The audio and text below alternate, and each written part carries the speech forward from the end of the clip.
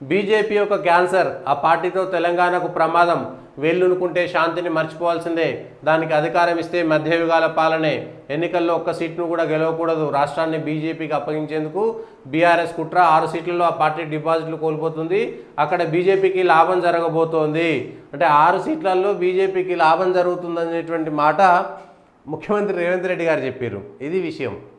తెలంగాణలో ఎన్నికలు మొదలైనప్పటి నుంచి డిసెంబర్లో 3 తారీఖు అయిపోయిన తర్వాత దాదాపుగా జనవరి నుంచే తెలంగాణలో ఎంపీ ఎన్నికలకు సంబంధించినటువంటి ఫీవర్ మొదలైంది.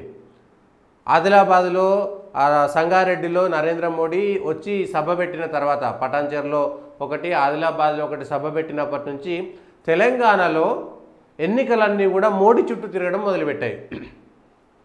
ఎన్నికలకు సంబంధించినటువంటి దాంట్లో మోడీ ఫీవర్ పెరిగిపోయింది. తెలంగాణకు సంబంధించినంత వరకు మోడీ ఫీవర్ పెరిగిపోయింది. కాంగ్రెస్ విమర్శించినా, బీజేపీని విమర్శించాల్సి వచ్చింది, టీఆర్ఎస్ విమర్శించినా కూడా మళ్ళీ మోడీనే విమర్శించాల్సి వచ్చింది. సో ఎట్లా చేసినా, ఇటు కాంగ్రెస్ అయినా బీఆర్ఎస్ అయినా మోడీ చుట్టూ తిప్పుకునేటువంటి విధంగా సహజంగా తెలంగాణలో నరేంద్ర మోడీ ఫీవర్ ఎక్కువ ఉంది, గాలి ఎక్కువ ఉన్నది, తెలంగాణ ప్రజల్లో నరేంద్ర మోడీ మీద చర్చ జరుగుతుంది అనేటువంటి అంశాన్ని ప్రతిపక్షాలే, అంటే ఎక్కడైతే మోడీ గురించి మాట్లాడొద్దో, ఏ అంశాలైతే మోడీ గురించి మాట్లాడద్దు, కానీ తెలంగాణలో మోడీ బలంగా ఉన్నాడు, తెలంగాణలో నరేంద్ర మోడీ హవా నడుస్తున్నది అనేటువంటి అంశము ప్రజల్లోకి బాగా వెళ్ళిపోయింది. ఇప్పుడు అదే మాట ముఖ్యమంత్రి రేవంత్ రెడ్డి గారే చెప్తున్నారు. 6 సీట్లలో బీజేపీకి లాభం జరగబోతుంది అనేటువంటి అంశం. స్వయంగా ముఖ్యమంత్రి గారే 6 సీట్లలో బీజేపీకి మంచి, అంటే 17 సీట్లు, ఒక స్థానం మజ్లిస్ వాళ్ళది, మజ్లిస్ బీజేపీ పోటాపోటీగా ఉన్నాయి అనుకుందాము. అక్కడ గెలుస్తుందా ఓడిపోతుందా పక్కన పెడితే 16 సీట్లే లెక్కేసుకుందాము.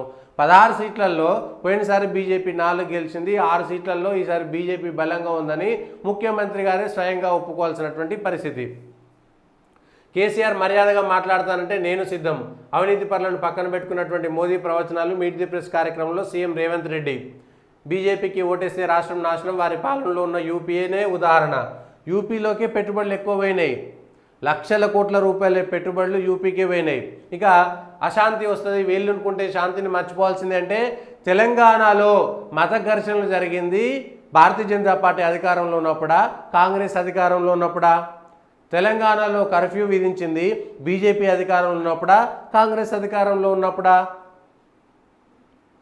తెలంగాణలో నిర్మల్లో, బైంసాలో అల్లర్లు జరిగింది కాంగ్రెస్ అధికారంలో ఉన్నప్పుడా, బీజేపీ అధికారంలో ఉన్నప్పుడా? ఈ అంశాలపైన చర్చ జరగాలి. మధ్యప్రదేశ్లో బీజేపీ 18 రాష్ట్రాలేమో బీజేపీ దాని ఎన్డీఏ గవర్నమెంట్లో ఉంది. అక్కడెక్కడ కూడా మరి మత ఘర్షణలు జరగలేదు. మత ఘర్షణలకు మూలం ఎవడు అనేటువంటి అంశం పైన కూడా చర్చ జరగాలి కదా. అట్లా బట్టగాల్చి మీదేసి బీజేపీ ఇప్పుడు ఎవరిని జై శ్రీరామ్ నినాదాలు అనేటోళ్ళంతా బీజేపీకి మద్దతు ఉన్నది, అవతల వాళ్ళు లేరు అనేటువంటిది కదా. అంటే మీ ఉద్దేశం ఏమిటి? జై శ్రీరామ్ నినాదాలు ఇచ్చేటోళ్ళంతా కూడా మత ఘర్షణలు చేస్తారనేటువంటి మాట మీరు చెప్తున్నారా? ఈ దేశంలో మత ఘర్షణలకు మూలం ఎవరు ఇచ్చారు? ఈ దేశంలో మత ఘర్షణలకు మూలం ఎవరు మొదలుపెట్టిరు, ఎవరిపైన దాడులు మొదలుపెట్టిరు అనేటువంటి అంశంపైన చర్చ జరగాలి. వట్టిగానే బట్టగాల్చి మీదేయడం అనేటువంటిది మంచిది కాదు. అశాంతి ఎవరి దగ్గర వచ్చింది, శాంతి ఎవరి దగ్గర వచ్చింది? ఈ దేశంలో మత ఘర్షణలు 1947 తర్వాత మొదలు పెడదాం. సరే, 47 కంటే ముందు అదొక చరిత్ర, రాజరికము, బ్రిటిషోడో, ఫ్రెంచోడో, వాడెవడో బాబరో, అక్బరో, మొఘలో, లేకపోతే తురిష్కులో, గిలిష్కులో ఎవడో అందరూ ఏదో నా కొడుకులంతా భారతదేశం మీద దండయాత్ర చేసిరు. కానీ 1947 తర్వాత భారతదేశం స్వతంత్రం ప్రకటించుకున్న తర్వాత జరిగినటువంటి మత ఘర్షణలు, లేదంటే దేశ స్వాతంత్రం వచ్చేటువంటి 1947లో దేశ విభజన సందర్భంలో జరిగినటువంటి మత ఘర్షణలు, వీటిపైన చర్చ జరగాలి. దీనిపైన చర్చ జరగాలి. సరే, ఎందుకంటే మీరు చెబుతున్నారు కాబట్టి అశాంతి ఎక్కడ మొదలవుతుంది, శాంతి ఎక్కడ ఉన్నది, అశాంతి ఎక్కడ మొదలైంది, ఈ అంశంపైన చర్చ జరగాల్సినటువంటి అవసరం మాత్రం స్పష్టంగా ఉంది. ఆ పార్టీ వేళ్ళునుకుంటే శాంతిని మర్చిపోవాల్సిందే, దానికి అధికారం ఇస్తే మధ్యయుగాల పాలనే. ఇవాళ మధ్యప్రదేశ్లో, గుజరాత్లో మధ్యయుగాల పాలన ఉన్నదా? గుజరాత్లో 30 ఏళ్లకు పైగా భారతీయ జనతా పార్టీ అధికారంలో ఉంది. అక్కడ మధ్యయుగాల పాలన ఉన్నదా? మధ్యయుగాల పాలన ఏంటి, ఇదేమిటి అనేటువంటి అంశంపైన చర్చ జరగాలి. గుజరాత్లో వరుసగా 30 ఏళ్ల పైన ఉన్నది. మధ్యప్రదేశ్లో దాదాపుగా 20 ఏళ్ల పైన బీజేపీ అధికారంలో ఉన్నది. రాజస్థాన్లో ఉన్నది. ఇప్పుడు ఇంకా మిగిలినటువంటి ఛత్తీస్గఢ్లో 15 సంవత్సరాల పాటు అధికారం ఉంది. యూపీలో 10వ సంవత్సరం అధికారంలోకి వచ్చింది.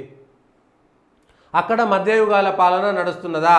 ఉత్తరప్రదేశ్ లేకపోతే బీహారు మిగిలినటువంటి 2-3 రాష్ట్రాలకు బీమారు అనేటువంటి రాష్ట్రాలుగా పేరు ఎవరి హయాంలో మొదలైంది? ప్రధానమంత్రి నెహ్రూ మొదటి ప్రధాని, వరుసగా 17 సంవత్సరాల పాటు ప్రధానిగా ఉత్తరప్రదేశ్ నుంచే ప్రాతినిధ్యం వహించారు కదా. మరి అదే ఉత్తరప్రదేశ్ నెహ్రూ హయాంలో ఎందుకు అభివృద్ధి చెందలేదు? ఇందిరాగాంధీ, రాజీవ్ గాంధీ కూడా అక్కడి నుంచే ప్రాతినిధ్యం వహించారు కదా. ఉత్తరప్రదేశ్ ఇవాళ ఆ పొజిషన్లో ఉండడానికి అక్కడ ఎవరు ఈ గుండాగిరి లేకపోతే ఈ ఆజం ఖాన్లు వీళ్ళంతా వేళ్ళునుకోవడానికి కారణం ఎవరు?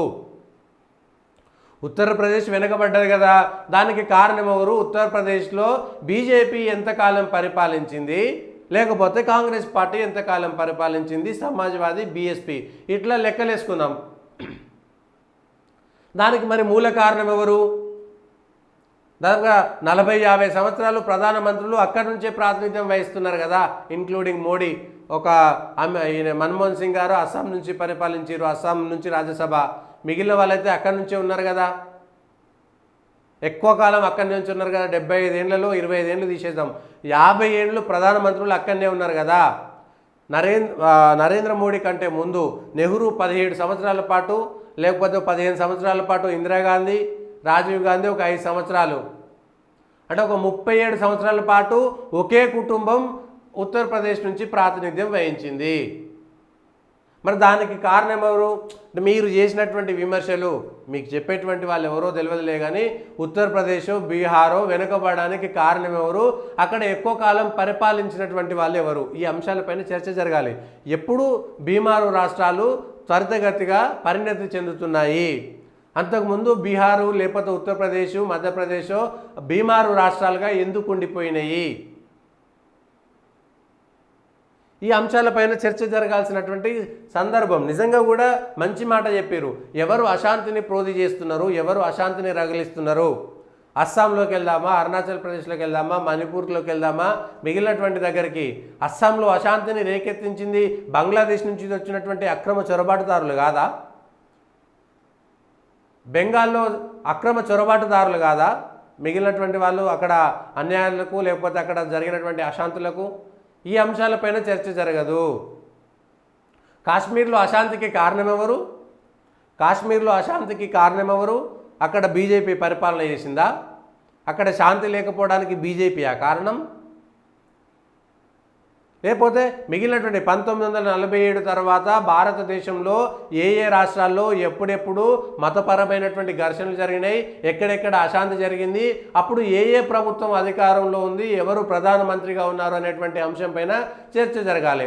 గత 10 సంవత్సరాలుగా భారతదేశంలో ఒక బాంబు వేలలేదు. భారతదేశంలో మత ఘర్షణలు దేశవ్యాప్తంగా ఎక్కడ జరగలేదు. ఎక్కడో ఒకటో రెండో జరిగినటువంటి చిన్న చిన్న సంఘటనలకు కూడా కారణం ఎవరు, మూలం ఎవరు? గోద్రాతో సహా ప్రతి అంశం పైన గోద్రాకు మూల కారణం ఎవరు? అంతకుముందు రైలుకు నిప్పెట్టింది? దేశంలో జరిగినటువంటి సిక్కులపైన ఊచకోత జరిగినప్పుడు కారణం ఎవరు? బెంగాల్లో దేశ విభజన సందర్భంలో మిగిలినటువంటి సందర్భంలో ఎవరు ఊచకోత కోశారు? ఈ అంశాలన్నిటిపైన దేశ ప్రజలకు చరిత్ర చెప్పాల్సినటువంటి అవసరం ఉన్నది. ఉత్తరప్రదేశ్ వెనకబడడానికి కారణము యోగి ముఖ్యమంత్రి అయిన తర్వాత వెనకబడిందా, అంతకుముందు వెనకబడిందా? అంతకు ముందున్నటువంటి ప్రభుత్వాలు ఎవరివి, ఇప్పుడున్నటువంటి ప్రభుత్వం ఎవరిది? యోగి పరిపాలనకు అంతకుముందు పరిపాలనకు పోలికలు పెట్టి చూసేటువంటి అవకాశము కాంగ్రెస్ పార్టీ ఇస్తుందా? ప్రధానమంత్రి నరేంద్ర మోడీ 2014 నుంచి ప్రాతినిధ్యం వహిస్తున్నారు. యోగి ముఖ్యమంత్రి అయ్యాడు. యోగి ముఖ్యమంత్రి అయిన తర్వాత అక్కడ పెట్టుబడులు పెరిగినాయా? గుండాగిరి, గుండారాజు మారిపోయిందా లేదా? ఈ అంశాలపైన ప్రజలకు చాలా క్లారిటీ ఉంది.